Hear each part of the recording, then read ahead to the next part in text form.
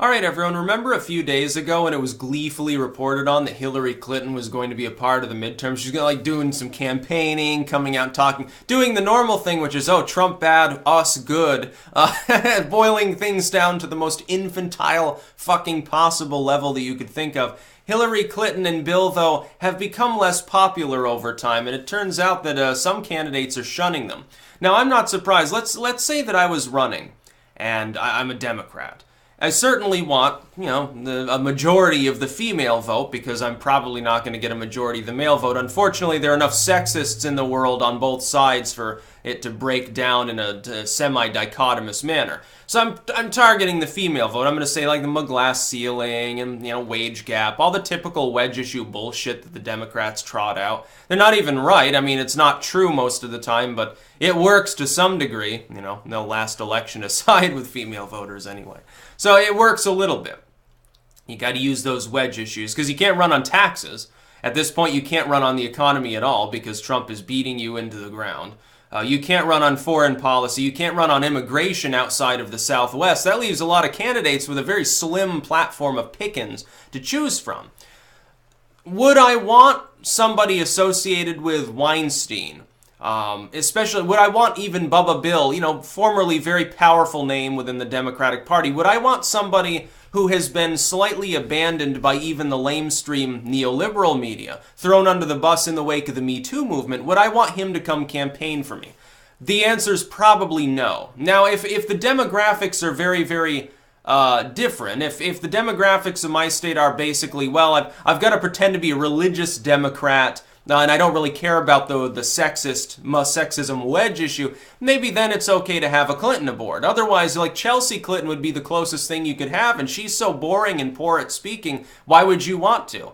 Like even other Democrats, you read the DNC emails and oh, Chelsea's a spoiled brat, she's got no idea what she's doing, she's probably embezzling money, she's crazy, like she's just like her mother, only less talented, I guess. Maybe even less willing to backstab people, and that's why she hasn't succeeded as much in life as her mother did.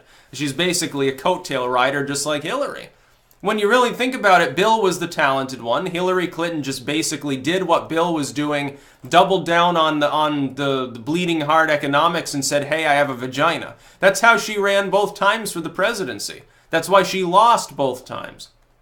That's why, thankfully, at this point we can say with certainty Hillary Clinton will never again be in the White House unless she's like, talking with somebody else who's the president at the time. She's not going to be holding the highest office in the land. She probably won't ever be in any political position. We got Mitt Romney trying to go enter the Senate, and Clinton's just like, well, I'm past that at this point. I think they're exactly the same age, which is hilarious. But Mitt Romney, at least he can still stand up on a hot day without collapsing like a sack of potatoes and then having to be very, very visibly like airlifted, into the van, hauled like a sack and then driven off at high speed. Nope, nothing to see here, folks. Just a little tired. Oh, yeah, she had heat stroke, but, nothing to see here. Oh, yeah, she also had flu. Nothing to see here. Oh, it was pneumonia. Nothing to see here. Everything's totally normal. Don't worry. No, Hillary Clinton's one of the least likable Democrats. Like, people want, like, Kucinich aboard. He's running for, I think, governor of Ohio or something?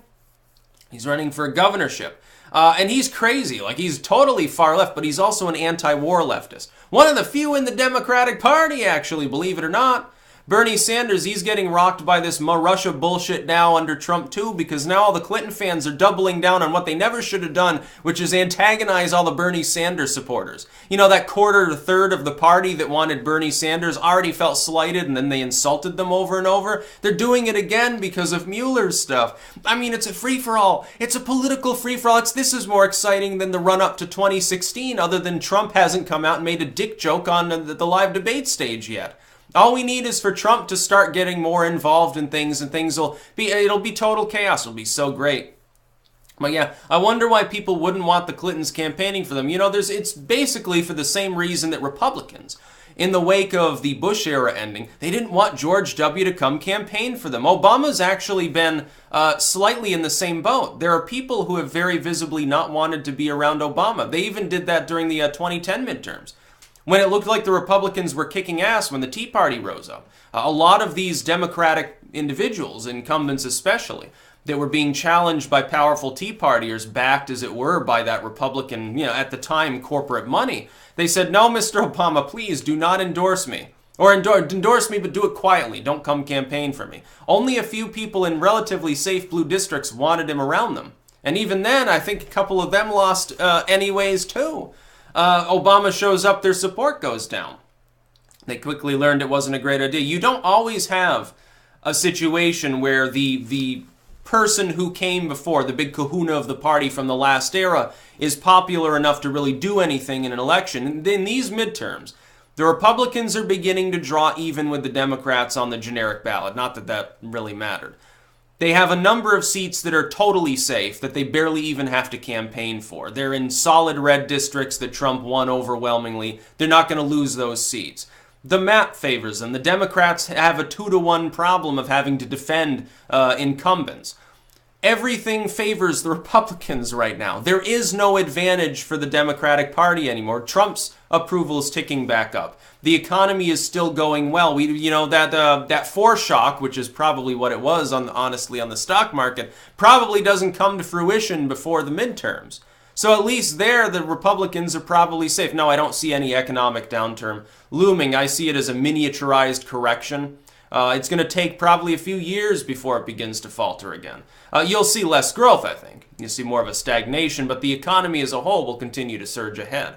That's really what Trump needs, Main Street to recover. And it is. It's recovering. Jobs are coming back. Some of them are more of those middle class and working class jobs that were lost in favor of minimum wage jobs, which was the Obama recovery. That's what people didn't understand. When they made the argument of continuous job growth, greatest history of jobs growth in our country's existence, it's wonderful. Yes, but those are shitty jobs.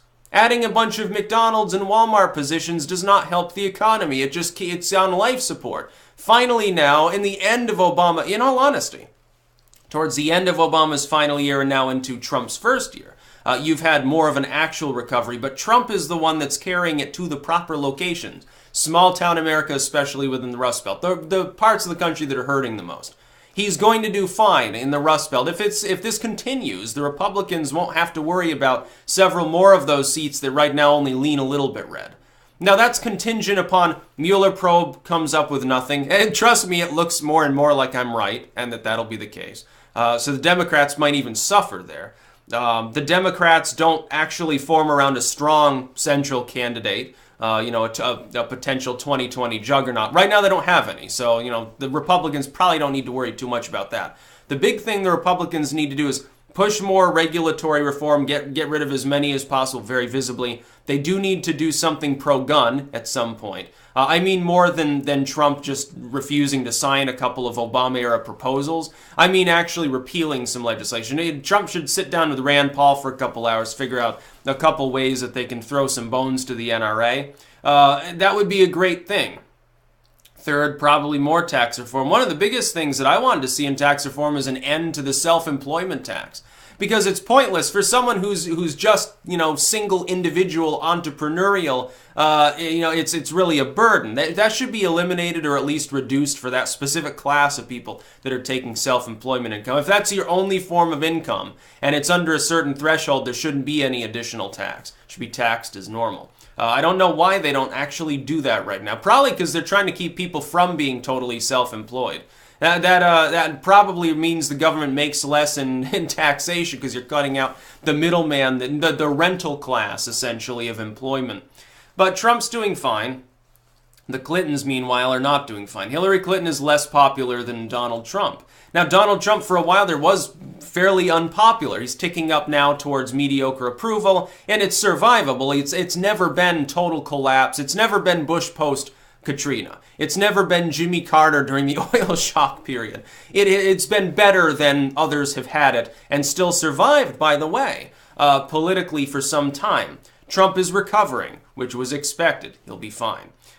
The Clintons do not get invited to as many parties as they used to. Back when they were more popular. Back when the Democratic Party could ignore the glaring problem of Cenk's sexist blog from the past. Harvey Weinstein, Epstein's private island, and the fact that Bubba visited a number of times, along with other people who have been named in allegations lately. I wonder why that is. No, the fact is that you get a lot of perverts within the Democratic Party. And so those people who are associated with them directly and in some cases married to perverts, they're not getting invited to go speak for people who are in districts where, the female vote is important. The youth vote is important. This is the problem with the neoliberals. They were entrenched so long and they got so corrupt and so dirty, and their misdeeds just piled up and became more and more difficult to hide. All shit gets let loose at some point. It's no longer possible to hide from the lay voters. Now, the fact that there are crummy people within the Democratic Party, and they have to take ownership. Like Franken has to go. Conyers has to go. I would say the Republicans are going to have a problem with, again, for like the 5th time, they need to kick Farenthold out. Not just investigate. You already know that he misused funds to cover up for his own allegations in his own civil suit there. Fire him. Get rid of him. Tell him don't run again. Tell him resign, keep your pension, otherwise we're going to kick you out of the Senate. That's what they know, or House. I can't remember which one he's in. I believe he's a senator. Doesn't matter if you lose that seat. Trust me, you'll lose more seats if that becomes a main platform for the Democrats to say, oh, the party of rape or something. Yeah, that'll be a good one that they can score points on. Don't give them the capability. Jettison one person now or lose 3 or 4 down the road. That would be my strategic advice anyway. But what do I know? I just guess these races correctly, unlike Karl Rove, who gets 7 figures from these idiots in order to fiddle around with his whiteboard, cook the polls, and then tell them, don't worry, Mitt Romney will win. It's very funny. Those are the people that get taken seriously. Is it because of their degree or because of their suit? I'm gonna ask that open-ended question there. Have a poll on that at some point. That's about all.